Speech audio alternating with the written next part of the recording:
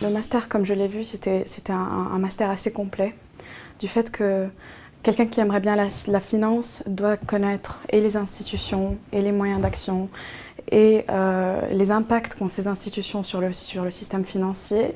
Et à la fin, il faut aussi comprendre comment gérer cet impact pour ne pas avoir des désastres tels que la crise en 2008. Donc c'est une science qui bouge, qui est nouvelle, qui est jeune.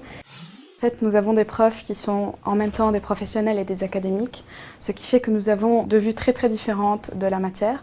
Donc par exemple, par rapport à une même matière comme la finance d'entreprise, nous avons une vue extrêmement académique et d'un autre côté, nous avons un monsieur qui a sa propre boîte, sa propre entreprise et donc qui peut nous donner son expertise. Il y a aussi des cours sur le marché financier, c'est-à-dire sur les hedge funds, sur les banques d'investissement. Il y a aussi sur les métiers dans les banques. Ça, c'est très intéressant pour certaines personnes. Donc, il y a la gestion de risque, la gestion des actifs, des passifs. Voilà, en fait, ça englobe tous les métiers de la finance. Et donc, une personne qui aime bien la finance pourrait trouver son bonheur dans l'un ou l'autre des cours.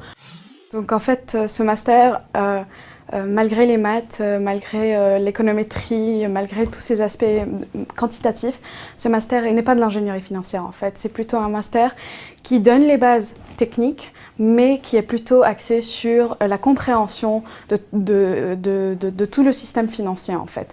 La différence qu'il y a entre le master que l'on vit maintenant et puis la vie de bachelor, c'est surtout le stress.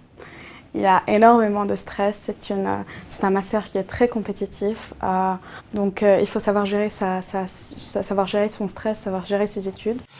Alors pour le mémoire, il faut vraiment attendre pour le troisième semestre pour qu'il se termine, pour voir exactement quels sont les cours qu'on a déjà pris et qu'est-ce qui nous intéresserait. Cependant, ce que je conseille et ce que j'ai fait moi-même il n'y a pas très longtemps, c'est d'aller parler au professeur et puis d'aller lui demander quel est le thème d'actualité. Donc ça bouge beaucoup et très rapidement et puis on peut se retrouver vraiment dans de l'obsolète si on n'a pas pris un thème qui est très actuel.